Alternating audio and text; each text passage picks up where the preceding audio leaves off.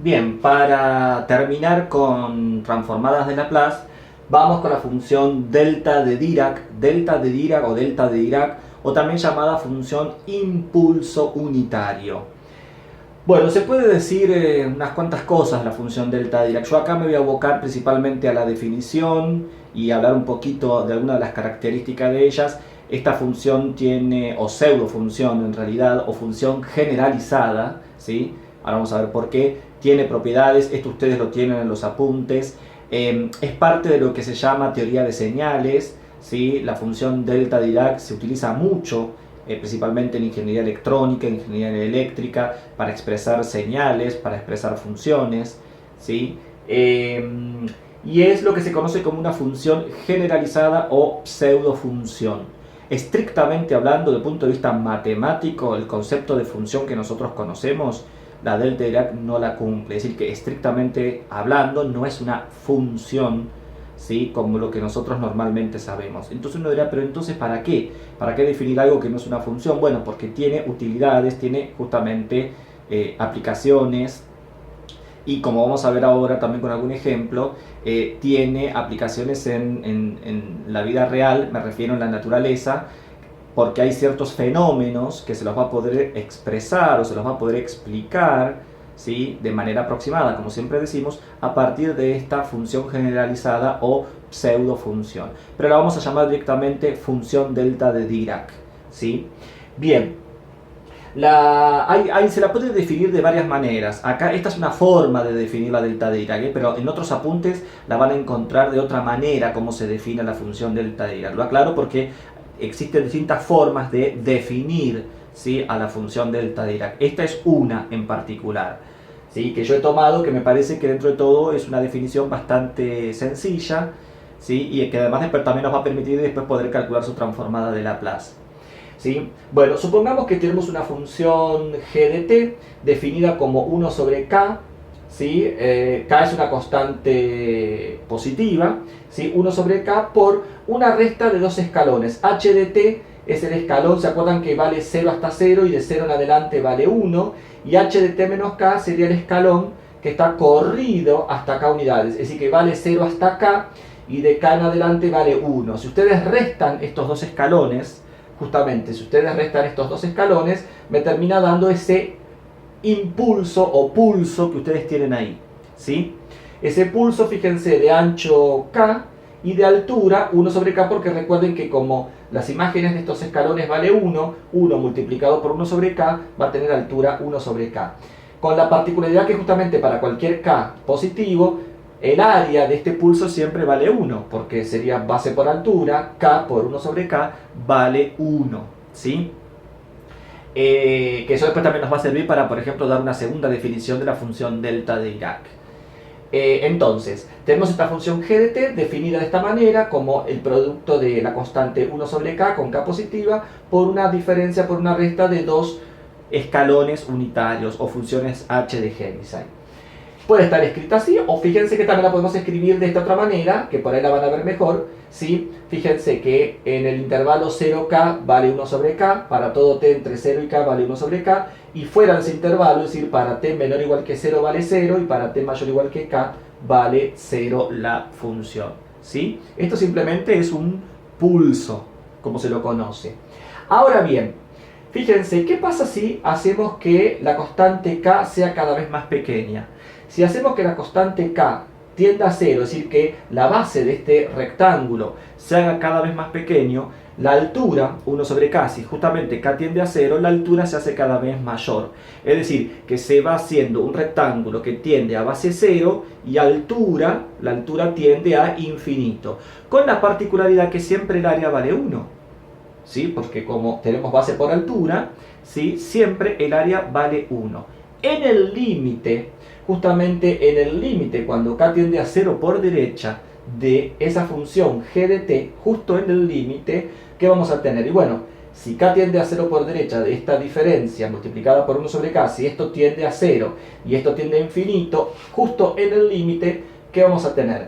Vamos a tener que va a valer 0, ¿sí? Lo que quede va a valer 0 si t es distinto de 0, y justo en 0, justo en t igual a 0, ¿sí? La altura tiende a infinito. Y esta va a ser lo que se va a definir, por eso acá ponemos definición 1, esto va a ser lo que se llama la función delta de t, o delta de Dirac. La función delta de t o delta de Dirac vale 0 para t distinto de 0 y vale infinito para t igual 0. Fíjense que definida así, de esa manera, estrictamente hablando, no es una función. ¿Sí? Porque no puedo decir que para t igual 0 vale infinito, su imagen es infinito. ¿Sí? Estrictamente hablando, no es una función. ¿Sí?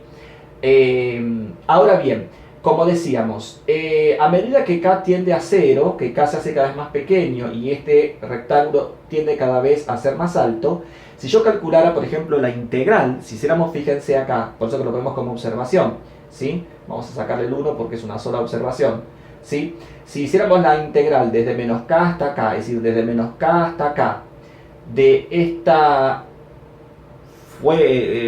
iba a decir pseudo función o nueva función, eso quise decir. Si hacemos la integral desde menos k hasta k de esta nueva función, el área vale 1, porque en definitiva esto tiende a 0, esto tiende a infinito, y como decíamos, me va quedando un rectángulo cuya base tiende a 0, cuya altura tiende a infinito, pero el área siempre vale 1. Es decir que en definitiva, cuando yo hago la integral entre menos k y k de delta de t, diferencial t igual a 1, entre comillas lo que estoy diciendo es como si fuera el área de un hilo de base 0 y altura infinita. El área de ese hilo, ¿sí?, siempre vale 1. Y fíjense cómo se lo va a representar. Se lo va a representar así, ¿ven? Tenemos el eje t, tenemos el eje de ordenadas, delta de t, y acá tenemos como una flecha, ¿sí? Es decir, que en 0... La flecha lo que indica que en 0 la imagen es infinita. ¿Y ese 1 qué es entonces? ¿La imagen en el 0? No, el 1 lo que está representando es el área. El 1 lo que está representando es el área de ese hilo de base 0 y altura infinita. Por eso la flecha y por eso el 1. ¿Sí? Esa sería la representación que suele tener la función delta de Dirac, o también llamada impulso unitario. Unitario justamente porque tiene que ver con el área, ¿sí?, con el área 1. No es tan descabellado pensarlo, ¿no? Porque uno dice, bueno, un hilo de base 0, altura infinita, de área 1, digo, qué locura, ¿no? Uno puede pensar, digo, pero no es tan descabellado porque si nos remitimos a la definición de integral, cuando ustedes en análisis 1 ven el concepto de integral, ¿sí?, integral definida, ¿no?, que ustedes tienen una curva, tienen el intervalo A, el intervalo, es decir, el extremo A, el extremo B, tenemos la curva, dividimos al intervalo AB en pequeños subintervalos de base delta X, tomamos algún punto intermedio de ahí adentro y evaluamos la altura, ¿sí?, F en algún punto intermedio dentro de cada uno de esos intervalitos. ¿Y qué hacemos? Base por altura, y vamos calculando áreas de rectángulos que estarán algunos por debajo de la curva, otros por encima, otros las atraviesan. Y después, ¿qué se hace? Se hace un límite. El límite cuando delta x tiende a 0. Si delta x tiende a 0, la cantidad de rectangulitos aumenta a infinito. Y en el límite, ¿qué estoy sumando? Entre comillas, estoy sumando áreas de rectángulos cuyas bases tienden a 0. La altura sería justamente la función en ese punto, pero la base tiende a 0, así que en el límite estaría sumando infinitos hilos. Y la suma de esos infinitos hilos, es decir, la suma de las áreas de esos infinitos hilos entre A y B, me termina cubriendo toda el área bajo la curva entre A y B. Entonces, si yo puedo aceptar eso como la definición de una integral definida, ¿por qué no puedo aceptar esto? ¿Sí? Es decir, de vuelta, un hilo de base 0, altura infinita, pero de área 1, porque surge a partir de la definición del límite de esta construcción geométrica, de esta construcción que hemos hecho acá, justamente, ¿sí? Tiene que ver con eso. ¿Dónde aparece la función impulso unitario? Bueno, justamente, como estamos diciendo que en un instante, en t igual 0, su imagen es infinita, ¿sí? Entonces, decíamos, yo dije de la vida real, bueno, en la vida real me refiero que, supongamos que estamos analizando una malla eléctrica o un circuito eléctrico, ¿sí? Supongamos que tenemos un circuito simple, RLC, donde el voltaje de repente obedece a una descarga eléctrica muy grande. Por ejemplo, podría ser una tormenta, cae un rayo, ¿sí? A la caída del rayo la podemos pensar, desde el punto de vista matemático o físico, la podemos pensar como, ¿sí?, una descarga de energía muy grande, no infinita, obviamente, pero la podemos pensar como una descarga de energía muy grande en un instante de tiempo. Del punto de vista matemático, a esa descarga tan grande, no infinita, pero sí grande, de energía en un instante de tiempo, desde el punto de vista matemático, decíamos, la podemos representar a través de una delta de Dirac, a través de un impulso. Entonces queremos ver cómo se comporta ese circuito RLC con el correr del tiempo cuando tenemos un voltaje de ese tipo, por ejemplo. O en un sistema mecánico amortiguado, ¿se acuerdan? ¿Sí? Supongamos que la fuerza externa, ¿sí? Yo tengo un sistema amortiguado y supongamos que la fuerza FDT, la fuerza externo perturbadora, ¿sí? Imagínense que fuera un golpe muy grande, como si fuera una especie de un mazazo, ¿sí? Un golpe extremadamente grande, no infinito, pero sí un golpe muy grande en un instante de tiempo. Y quiero ver cómo se comporta ese sistema mecánico. Bueno, ese golpe grande, ¿sí? En un instante de tiempo, matemáticamente lo vamos a poder expresar a partir de una delta de Dirac. ¿Sí? Y así, bueno, podemos encontrar muchas otras aplicaciones, como yo dije en ingeniería electrónica, para todo lo que tiene que ver con teoría de señales, muestreo y demás, también la delta de Dirac va a aparecer y muchísimo. Pero digo, acá estoy mostrando dos ejemplitos de dónde podríamos encontrar la función delta de Dirac o impulso unitario. Decíamos entonces, desde el punto de vista estrictamente matemático, esto no es la definición de una función. Y además, fíjense que si yo quiero calcular acá, fíjense, acá lo que estamos haciendo en realidad es un abuso de notación. ¿En qué sentido? Y porque, por ejemplo, si yo calculo la integral entre menos k y k de la delta de t, fíjense que vale 0 para todo t distinto de 0 y para solamente un punto, para t igual 0 no valdría 0 nada más. Pero lo que voy es que si usamos el concepto de integral de Riemann, que es la integral que nosotros vemos en análisis 1, en análisis 2 y demás, el concepto de integral de Riemann, ¿sí? Si yo se la quisiera aplicar a esta función, justamente como vale 0 para todo t distinto de 0 y es distinto de 0 nada más que para un punto, desde el punto de vista de la integral de Riemann, esta integral tendría que valer 0. ¿Sí? Esta integral tendría que valer 0. Porque vale 0 para todo t excepto para un punto. ¿Sí? Y como para un punto solamente no vale 0, la integral no cambia. La integral de Riemann, estoy diciendo, no cambia. ¿Sí? Entonces, como vemos, la delta de t no es una función ordinaria. ¿Sí? En realidad es lo que se va a llamar una pseudofunción, o también se la conoce como función generalizada. Está dentro de lo que se llaman las funciones generalizadas. La delta de Dirac no es la única, existen otras funciones generalizadas, ¿sí? Entonces decíamos, como desde el punto de vista de la integral de Riemann, la integral de la delta de t, ¿sí? Valdría 0 y no 1, que es lo que estamos diciendo acá. Entonces lo que se hace muchas veces es introducir otra función llamada función de prueba, en este caso una phi de t, que es una función que va a ser continua, por ejemplo, para t igual 0, que no está el problema, va a ser continua para t igual 0, ¿sí?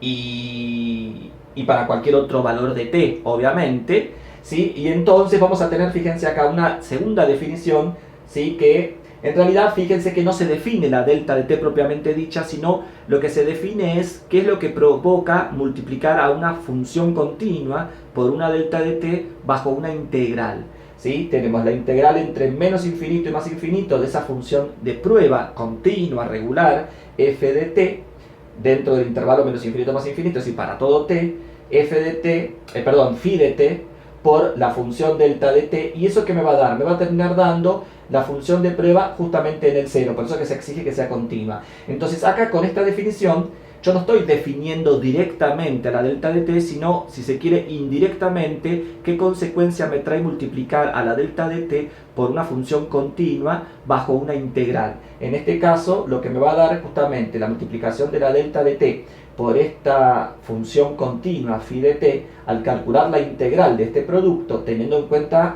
esto, lo que me va a terminar dando es justamente la función de prueba en el 0. Como ven, me va a dar un número nada más, me va a dar la función phi en 0, nada más. Bueno, esto tiene más sentido, ¿sí? Esto sí tiene mucho más sentido que pensar algo como esto, por ejemplo. Muchas veces a esto también se la suele tomar como definición de la delta de t.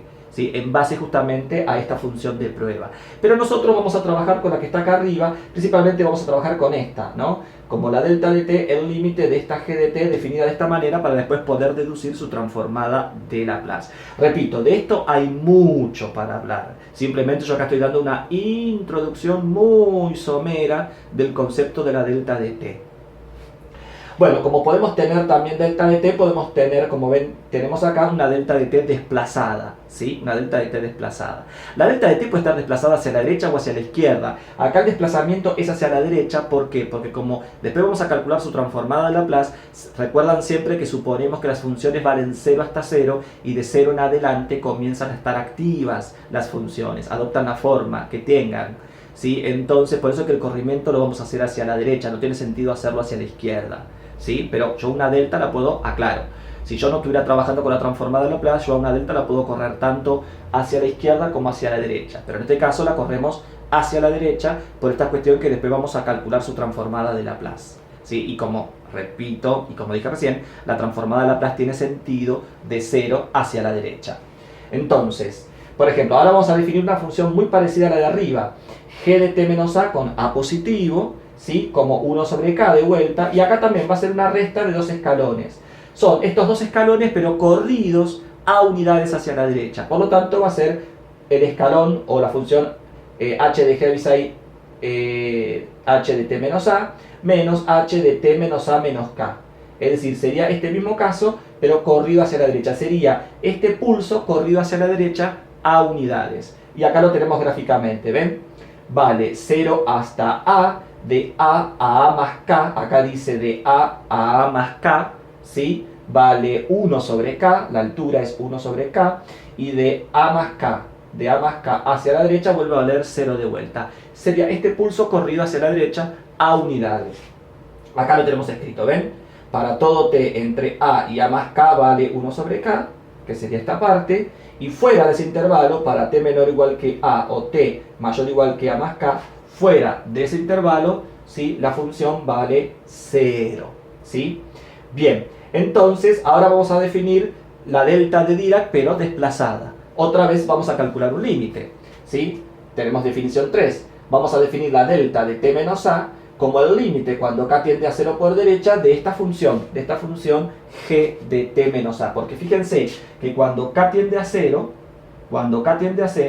el extremo izquierdo y el extremo derecho tienden a parecerse. Es decir, cuando k tiende a 0, este extremo comienza a moverse. Entonces este rectángulo, ¿sí? Comienza a hacer su base más pequeña y la altura se hace cada vez más grande.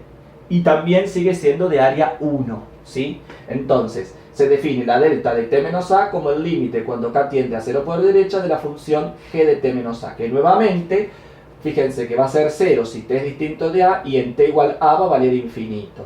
Y acá tenemos su representación gráfica, ¿ven?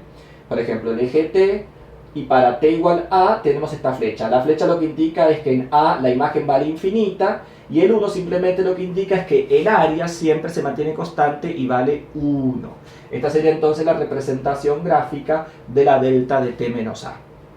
Bien, una vez que tenemos entonces someramente, repito porque hay mucho más para hablar, ¿sí? Una vez que tenemos definida someramente la función delta de t, vamos a calcular la transformada de Laplace, obviamente por definición, y teniendo en cuenta cómo está definida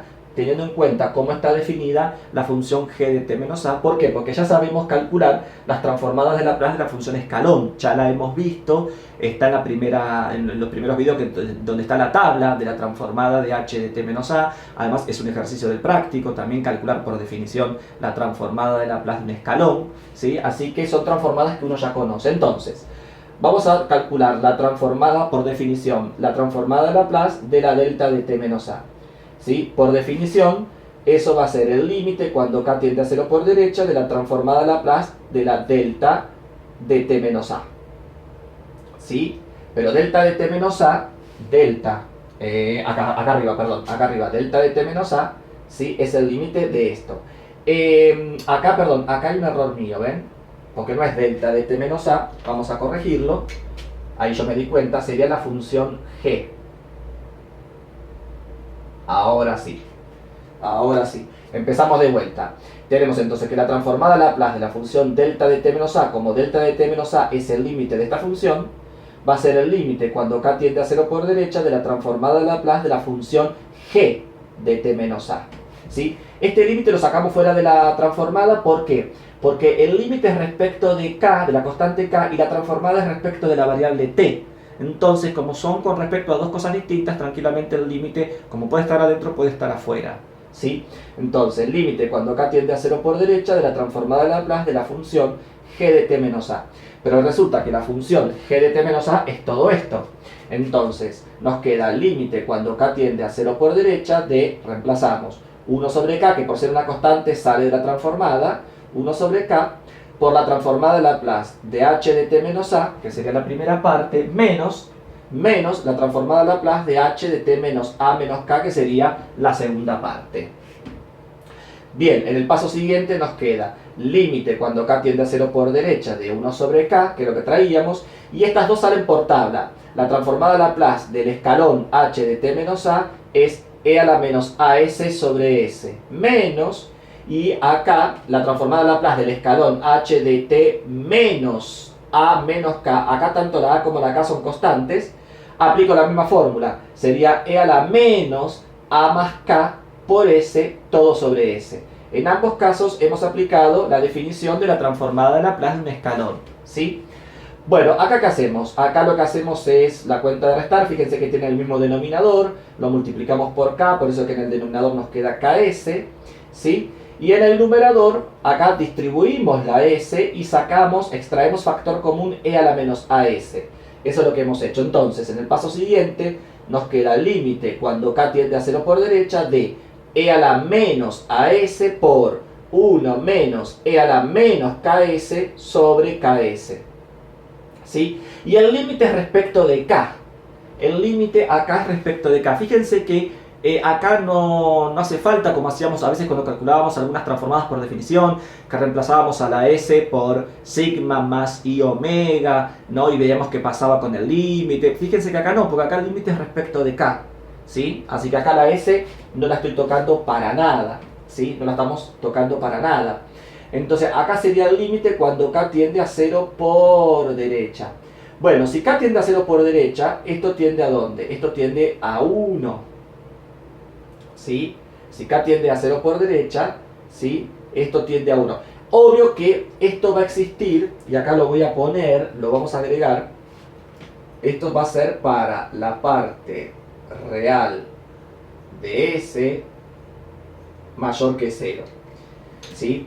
Acá obviamente, cuando k tiende a 0 por derecha, para que esto tienda a 1, la parte real de S, sigma, tiene que ser positiva, porque si no, esto obviamente que no me va a dar esto justamente, no va a hacer que tienda, ¿sí? a 1. Aunque fíjense que, igual, aunque yo tenga una exponencial, ahora me quedé pensando que yo, aunque tenga una exponencial de exponente positivo o una exponencial de exponente negativo, como k tiende a 0, no importa cuánto valga s, ¿sí? Que siempre, en este caso, ¿sí? La exponencial va a valer 1. Así que acá no va a depender de s en este caso. Así que lo estoy pensando ahora, lo estoy pensando en voz alta, porque no lo había pensado. Lo estoy pensando en voz alta. No lo vamos a hacer depender, ¿sí? No, a lo que quiero llegar es que no se va a involucrar la s en este caso para que esto me dé 1. En definitiva, si k tiende a 0, todo esto tiende a 1, 1 menos 1 vale 0, 0 por todo esto vale 0, abajo también tiende a 0, así que nos queda 0 sobre 0. Podríamos aplicar la regla del L'Hopital, de hecho aplicamos la regla del L'Hopital, derivamos arriba respecto de k, porque el límite es respecto de k, derivamos arriba respecto de k, derivamos abajo respecto de k, volvemos a calcular el límite cuando k tiende a 0 por derecha y nos termina dando e a la menos as. ¿Sí? Nos termina dando e a la menos as. Así que la transformada de Laplace de la delta de t menos a va a ser justamente e a la menos as. En realidad, la parte real de s la vamos a tener como mayor que 0 porque se involucra la transformada del escalón y de este otro escalón, ¿sí? Y justamente las transformadas de Laplace de los escalones existen, las transformadas de Laplace de los escalones existen cuando la parte real de S justamente es mayor que 0. Como están apareciendo las transformadas de esos dos escalones, por eso entonces vamos a tener esto. Pero digo, esto no tiene que ver nada acá, sino que esto tiene que ver cuando aplicamos esta transformada y esta transformada, así que lo estamos trayendo de antes, ¿sí?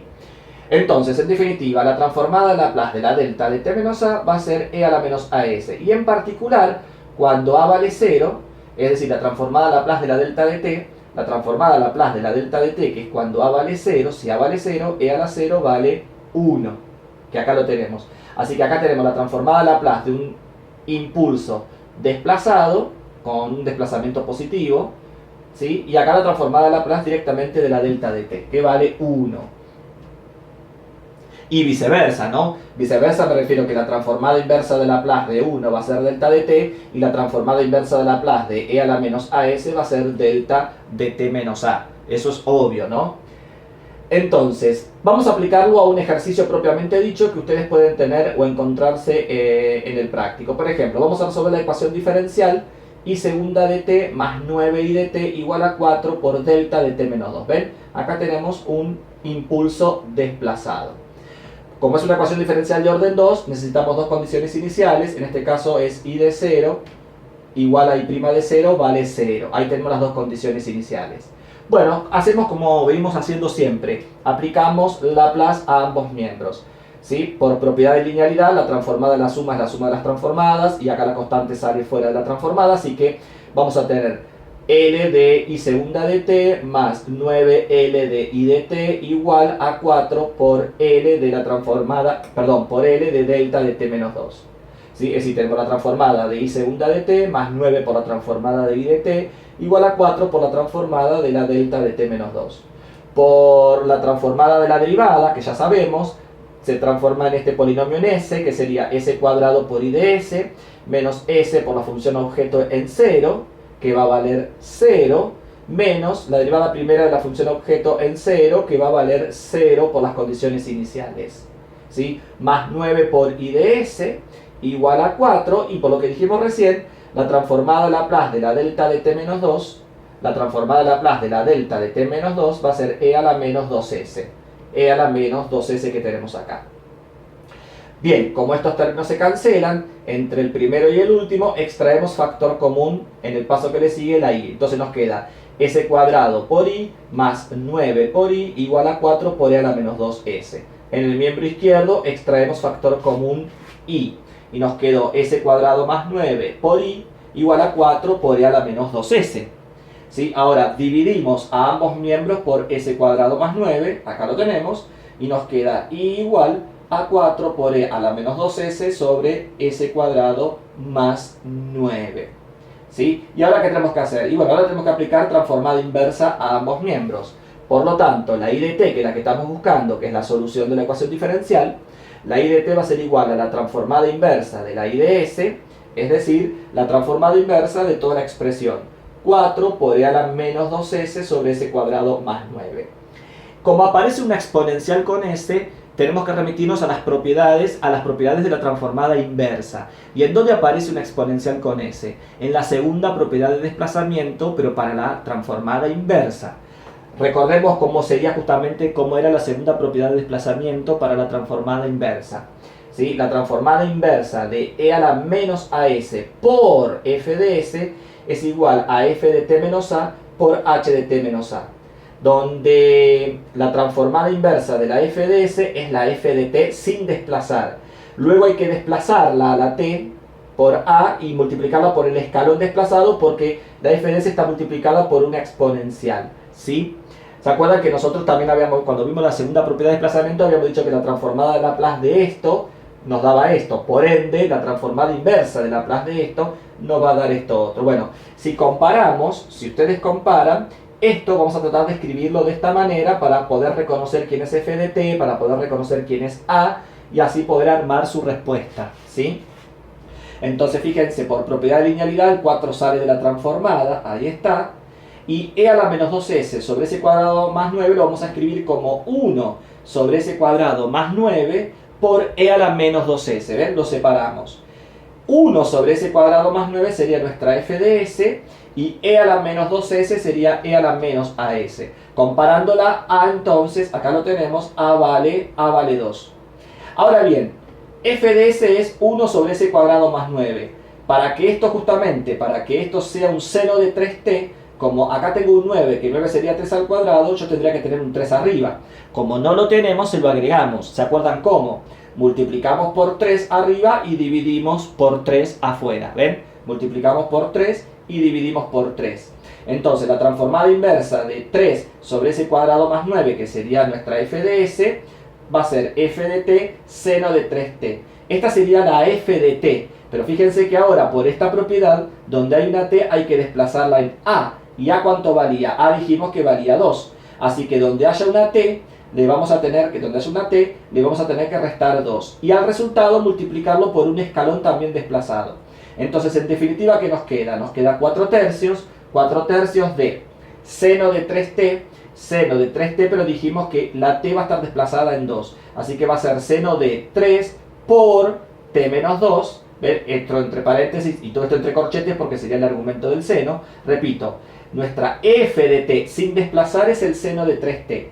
Por esta propiedad, la t hay que desplazarla en ¿cuánto? En 2. Así que donde haya una t, hay que desplazarla en 2. Entonces nos queda 4 tercios por el seno de 3 por t menos 2 por h de t menos 2. h de t menos 2. Y acá tenemos, como ven, acá tenemos el resultado de la ecuación diferencial. Que por lo menos, aunque sea, verificamos la primera condición. Y en 0 vale 0. A ver, ¿será cierto? Y en 0. Bueno, si yo acá reemplazo por 0, 0 menos 2 es menos 2, menos 2 por 3 es menos 6. Seno de menos 6 en radianes, eso me va a dar un número. Pero, fíjense acá, si yo acá pongo 0, 0 menos 2 es menos 2. Y h de t menos 2, el escalón en menos 2, vale 0. Porque acuérdense que el escalón vale 0 hasta 0 y de 0 en adelante vale 1. Por lo tanto, en menos 2 el escalón vale 0. Así que cuando t vale 0, esto vale menos 2, h de menos 2 vale 0. 0 por el seno de menos 6, 0. Efectivamente, la primera condición la cumple. Ya la segunda condición, bueno, habría que hacer la derivada de esto, pero acá hay que tener cuidado como uno deriva, ¿sí? Esta función hay que partirla y hay que derivar las dos regiones, es decir, a la derecha del 2, a la izquierda del 2, es decir, hacerlo por ramas, hay que tener cuidado, pero van a ver que se verifica la condición, van a ver que se verifica la condición. Entonces, como ven, ¿sí? Como ven, ahí tenemos entonces el resultado de la transformada de Laplace, ¿sí? Tenemos como resultado la solución de la ecuación diferencial usando transformada de Laplace, eso es lo que quise decir. ¿Sí? La solución de la ecuación diferencial donde se involucra una delta de Dirac o función impulso unitario. Como ven, tampoco no es para nada complicada, para nada difícil. ¿Sí?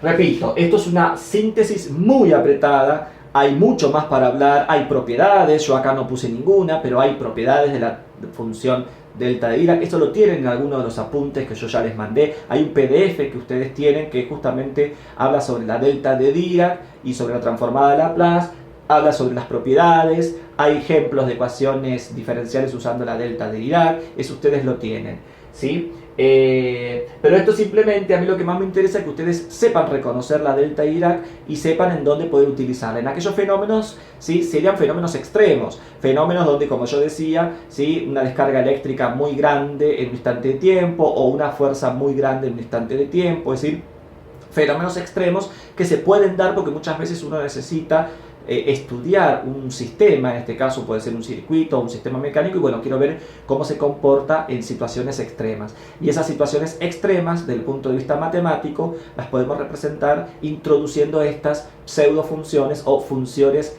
generalizadas, ¿sí?